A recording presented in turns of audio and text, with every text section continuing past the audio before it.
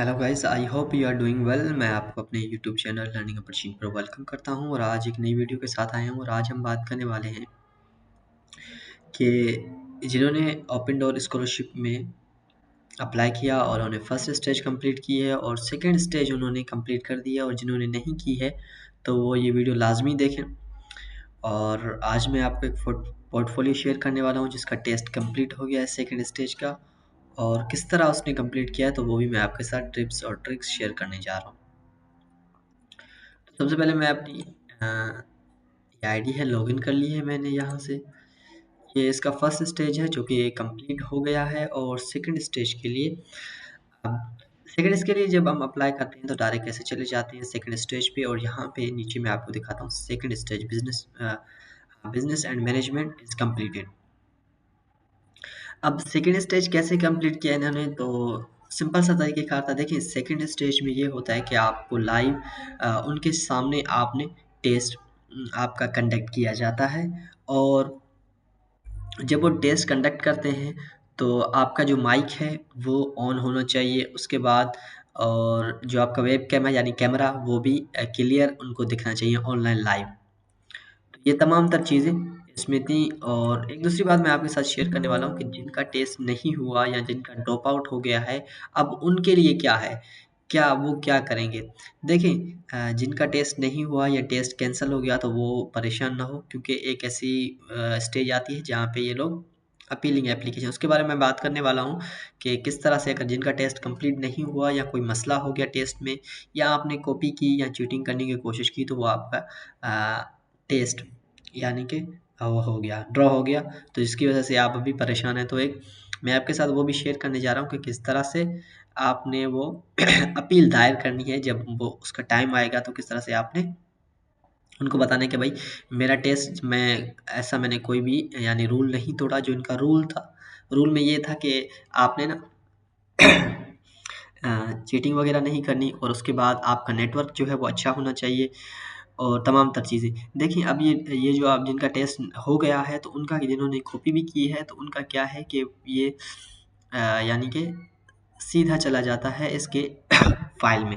क्या होता है कि इनके यहाँ सेव हो जाता है ये उसके इनका जो अपना फ़ाइल है टेक्स्ट एग्ज़ामो जो था जिसमें हमने टेस्ट दिया था, तो उसमें वो जाके सेव हो जाता है। अब सेव होने के बाद ये होगा कि वो उसको चेकआउट करेंगे।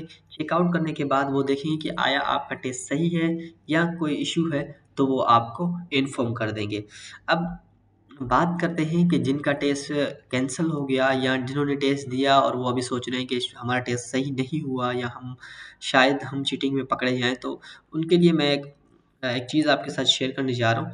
वो ये है कि आपने क्या करना है, इस तरह हम ओपन डोर स्कॉलरशिप में आ गए। अब यहाँ पे तमाम तर चीज़ डिटेल इन्होंने दे रखी है। अब वो डिटेल क्या है वो आपके साथ मैं शेयर करने वाला हूँ। चाहे आप बैचलर के स्टूडेंट हो, चाहे आप मास्टर के स्टूडेंट हो, चाहे आप पीएचडी के स्टूडेंट हो, यानी जिसमें भी आपने अप्लाई किया। जिस तरह 2 से 5 दिसंबर जो था, ये था completion of second stage task for the bachelor track, master track and doctoral track analogies. अब ये हो गया। उसके बाद ये जो 14 दिसंबर से लेकर जो है ये post doctoral track participation upload there video presentation. अब उन्होंने अपनी वीडियो अपलोड करनी है। ये तो स्टेज चला गया। अब सेकंड स्टेज का जो स्टेज है वो तो अभी चला गया, ये अब आने वाला नहीं है। और अगर बात करें डॉक्टर वालों की तो उनकी तो अभी उन्होंने प्रेजेंटेशन अपनी वो करनी है। उसके बाद बात करते हैं जो सेकंड टेस्ट का जो रिजल्ट अनाउंस होगा ना, अब इसमें क्या है, announcement of second stage result of the bachelor track, master track and doctoral track analogies to PhD. The result are available in the participation personal account. तो ये पर्सनल अकाउंट पे रिजल्ट अनाउंस किया जाएगा। अब रिजल्ट अनाउंस करने के बाद अब क्या होगा कि जिनका जो तो पास हो गए तो वो तो well and good.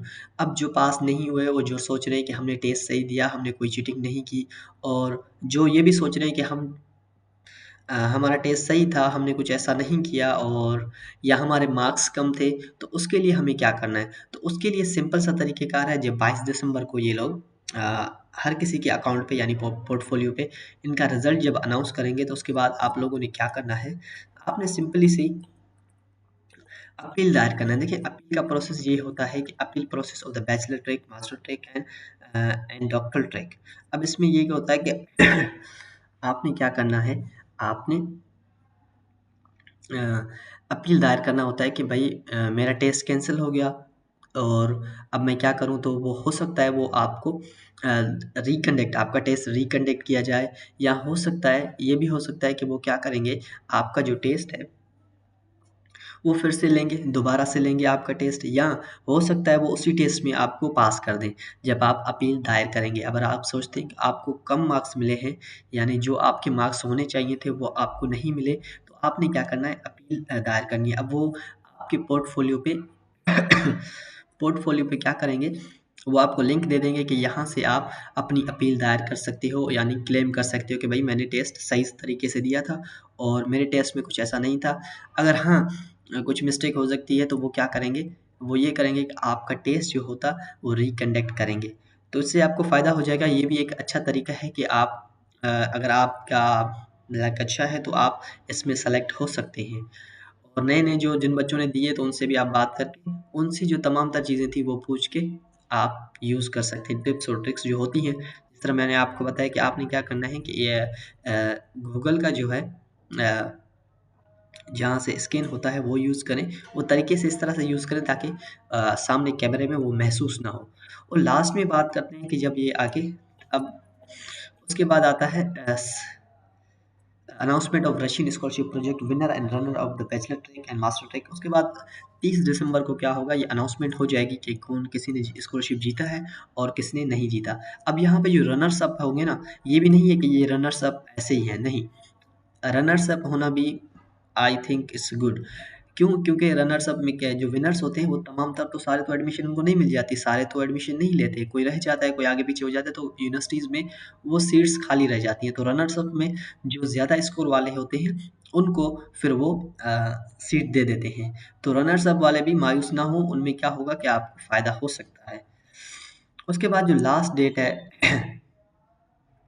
Third stage of participation doctoral track. अब ये डॉक्टरल ट्रैक के लिए है, ये तो उनके लिए है और ये लास्ट में जो है announcement of the Russian scholarship project winner of the doctoral track analogy. अब ये बाद में, यानी यहाँ पे जो है ना 30 दिसंबर 30 दिसंबर में यहाँ पे अनाउंस किया जाएगा जिन्होंने स्कॉलरशिप जीती है और जिन्होंने स्कॉलरशिप नहीं जीती। तो ये जो ट्रैक होने वाला है ना 22 से 24 दिसंबर, ये बहुत इंपॉर्टेंट होने वाला है कि जिन बच्चों का नहीं हुआ, जिनका हो भी गया, तो उनके लिए ये एक बहुत अपॉर्चुनिटी है कि वो दोबारा से अपील दायर करें कि अगर आप अब एक्सेप्टेबल हो जाते हैं तो फिर आपसे रिकंडक्ट टेस्ट किया जाएगा और अब रिकंडक्ट में ये होगा कि जिन बच्चों ने टेस्ट ऑलरेडी दे रखी है तो वो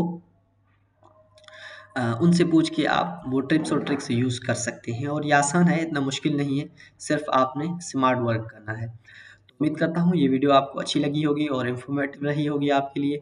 और अगर आप मेरे यूट्यूब चैनल पे नए हैं तो इसको सब्सक्राइब कर दें, उसके साथ-साथ बेल आइकन को दबा दें ताकि हर आने वाली नई वीडियो आप तक पहुँच सके। इसी तरह मैं आपके लिए नए-नए अपडेट्स लेके आता रहूँगा, तो जुड़े रहिएगा मेरे चैनल के साथ।